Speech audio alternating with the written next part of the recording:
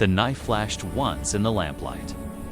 Poppaea Sabina fell to the marble floor, 8 months pregnant, blood pooling beneath her golden hair. The man standing over her was her husband, Emperor Nero. Rome's most passionate love story had just become its deadliest murder. Rome, AD 58. The city stank of smoke, sweat, and ambition. Senators schemed in shadowed porticos while the mob screamed for bread and circus. In the middle of it all stood a 17-year-old actress with copper hair and eyes that could start wars. Her name was Poppaea Sabina, and she already knew exactly what she wanted: the throne, the purple, and the man who wore it. Poppaea didn't come from nothing. Her grandfather had been Praetorian prefect. Her family swam in old money, but that wasn't enough. She married young first to a knight named Rufrius Crispinus. Then, when bigger game appeared, to a charming, ruthless aristocrat named Otho. Otho was Nero's drinking buddy, his partner in nightly adventures through the Sabina taverns, beating up citizens for fun. Poppaea listened to every drunken story Otho brought home about the young emperor. How Nero wrote poetry, raced chariots, dreamed of singing on stage while the Senate gnashed their teeth. She listened, smiled, and planned. Nero was 21. Already emperor for 4 years and bored out of his skull. His mother Agrippina controlled everything: his speeches, his friends, his bed. His wife Octavia, the dull, dutiful daughter of Claudius, gave him no fire. Then one night at a banquet, Otho brought his dazzling wife. Poppaea wore emerald silk that clung to every curve. She laughed at Nero's jokes, quoted his verses back to him better than he'd written them, and looked at him like he was the only man in the world. Nero was hooked before the wine cups were cleared. The affair exploded fast. Servants carried secret notes sealed with her perfume. They met in Otho's own gardens while the poor husband was conveniently sent away as governor to distant Lusitania. Rome buzzed with gossip. Agrippina raged. She saw Poppaea for what she was: a younger, prettier, smarter version of herself, and 10 times more dangerous. Nero tried to play it safe at first. He suggested a threesome arrangement. Octavia would stay Empress Poppaea. His official mistress, Poppaea, laughed in his face. "I share my lovers with tavern girls," she reportedly said, "not with the daughter of an emperor." She wanted the diadem, the sacred flame tended by Vestals, the title Augusta. Nothing less. By 62 AD, the pressure cooker burst. Nero ordered his mother murdered on a collapsing boat. She swam ashore and had to be stabbed in her bedroom. Octavia was divorced on trumped-up charges of adultery, then exiled. Then beheaded, her severed head sent back to Poppaea as a wedding gift. 12 days after the divorce, Nero and Poppaea were married in a blaze of torches and public rejoicing that barely hid the terror. Underneath the wedding night was everything Rome expected from its depraved young ruler days of feasting. Rivers of Falernian wine, rose petals littering the Palatine. Poppaea moved into the imperial apartments like she'd been born there. She redecorated in Eastern luxury. Pearline-laid furniture, walls painted with erotic scenes, attendants who bathed her in ass's milk. Nero called her Little Empress and wrote love poems comparing her eyes to the dawn. But beneath the perfume and poetry, something darker was growing. Nero's mood swung like a pendulum. 1 hour he adored her. The next he was drunk and screaming. Poppaea learned quickly how to steer him: flattery 1 minute, icy silence the next. She whispered names of senators who disrespected her. Heads rolled the next morning. She convinced Nero that every friend from his wild youth Seneca, Burrus, even poor exiled Otho had to go. She was clearing the board piece by piece, and she was pregnant. By early 63, the entire empire knew the empress carried the future heir. Nero paraded through Rome in a triumphal chariot. shouting that the gods had finally blessed the Julio-Claudian line. Poppaea smiled from the palace balcony, hand resting on the swell beneath her stola, already dreaming of a son who would wear the purple after his father. No one, not the senators, not the praetorians, not even Nero himself realized yet that Rome now had two emperors on the throne. One wore the purple openly. The other ruled through whispered words in the dark and a smile sharp enough to cut throats. The honeymoon, blood-soaked and golden, had only just begun. January 63, Poppaea gives birth to a girl, Claudia Augusta. Nero loses his mind with joy coins struck. Temples vowed, the 4-month-old baby declared a goddess. 4 months later, the child is dead from fever. Nero weeps, then deifies her anyway. Poppaea, dry-eyed, is pregnant again within weeks. She locks herself away, terrified of curses, while Nero's nights grow Wilder Street brawls, public singing, senators forced to applaud his screeching lyre. Poppaea eggs him on. Every hour he spends as an artist is an hour he isn't ruling. July 64. The Great Fire wipes out half of Rome. Rumors fly that Nero sang while the city burned. He blames the Christians. The massacres begin. Living torches light his gardens. Poppaea, 8 months pregnant, watches from her litter without a word. Nero seizes the scorched center of Rome for his golden house. Provinces are bled dry to pay for it. Poppaea walks the building site, fingers trailing gold leaf columns already, counting them as hers. Spring 65. The new baby kicks hard. Everyone swears it's the promised son. Nero sacrifices 100 bulls and renames April Neronius in advance, Poppaea. Now the real power behind the purple curtain wears the imperial seal when Nero is too drunk to notice. Slaves whisper Augusta and mean it. She is untouchable. Until one hot night when the emperor comes home late, reeking of horses and cheap perfume. Summer 65 AD, the heat was murderous. Poppaea, heavy with child and swollen-footed, lost her temper one evening when Nero stumbled in late from the races, stinking of the stables and another woman's perfume. Words flew. She called him a clown, who played at being emperor. He called her a scheming whore who'd climbed to the throne on her back. She slapped him. He kicked her once, hard in the belly. She collapsed, screaming. Blood came fast.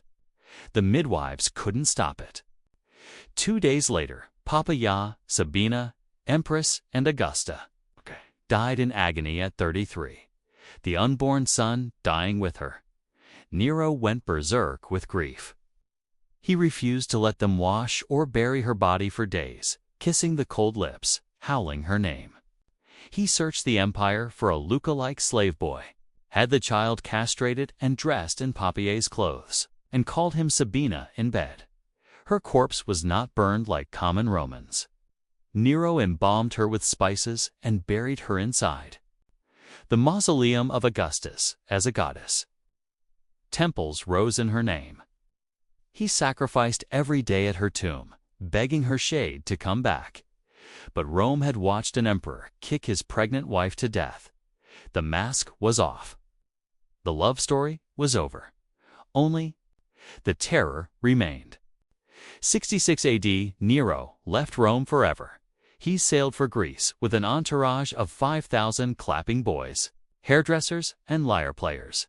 His dream to compete in every sacred games, win every crown, and silence the world that called him a joke, he did.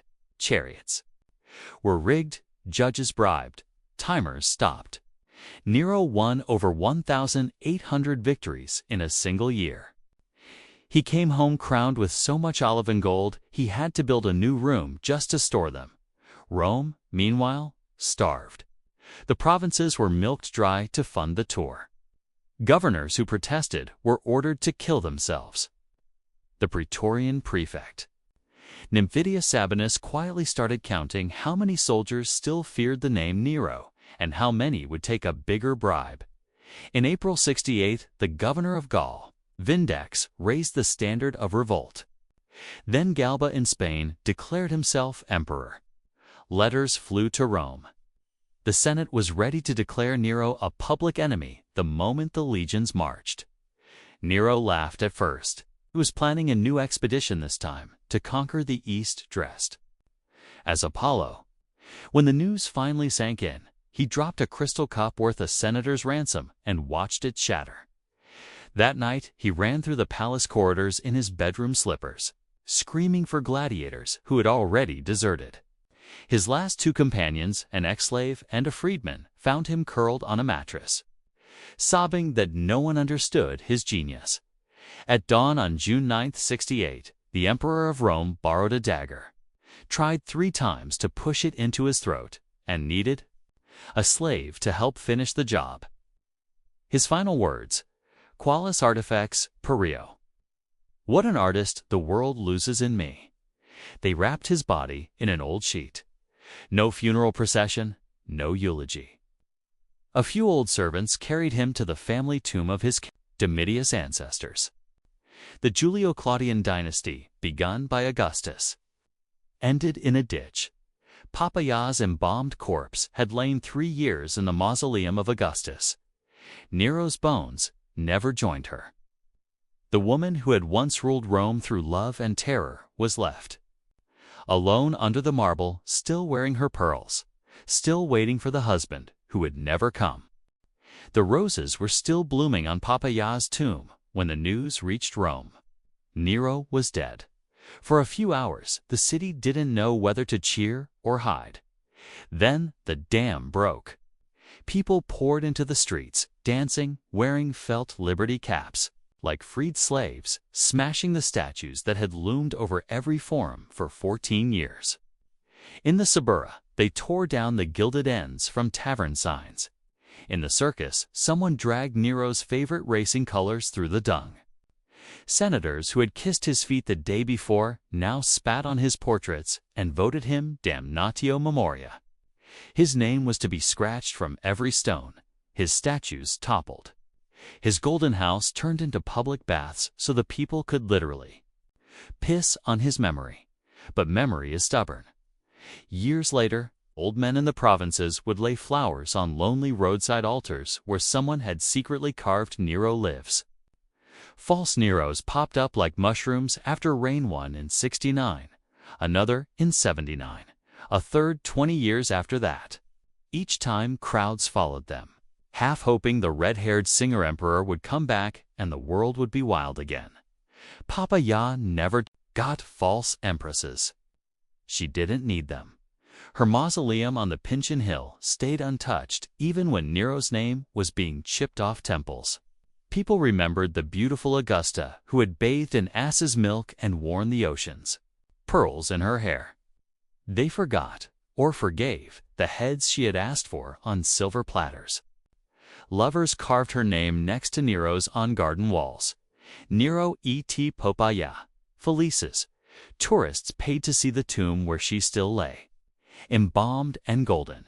The embalming spices so strong that 3 centuries later, her body was said to give off a faint perfume when the door was opened. Historians argued over her for 2,000 years. Was she Rome's Cleopatra, a ruthless Eastern queen in Roman clothing, or just a clever woman who loved a monster and paid the price every ambitious woman pays when the monster wakes up sober? The sources hate her with a venom they rarely waste on men. Tacitus calls her cruel and unchaste. Suetonius says she inspected the severed head of Octavia for flaws in the features. Cassius Dio claims she taught Nero every vice he knew. Yet the same writers admit that when she died, Nero lost the only brake on his madness. Perhaps the truth is simpler. She wanted everything: power, adoration, immortality, and, for 6 blazing years, she held it in her painted fingernails. She climbed over corpses the way other women climbed palace stairs. And when the stairs ended, she stood at the top of the world beside a man who called her goddess 1 minute and murdered her the next. In the end, the empire swallowed them. Both Galba lasted 7 months, Otho 3, Vitellius 8. The Julio-Claudian purple passed 2 hard-faced soldiers from the provinces, who never wrote poetry or kicked their wives to death. Rome got its peace, its wide streets, its marble, and its boredom. And somewhere under the city, that killed them. Nero's ashes scattered in an unmarked grave, while Poppaea's Sabina hair still red. Lips still painted, pearls still around the throat that never age, slept on in her spices and silence. The most beautiful ghost Rome ever made, the most dangerous marriage in history, was over. But every time a new emperor looked at a beautiful woman and felt his heart beat faster, the ghost of Poppaea smiled in the dark and whispered the same words she once used on Nero. "You could have everything, my love. Just let me show you how." Fade to black.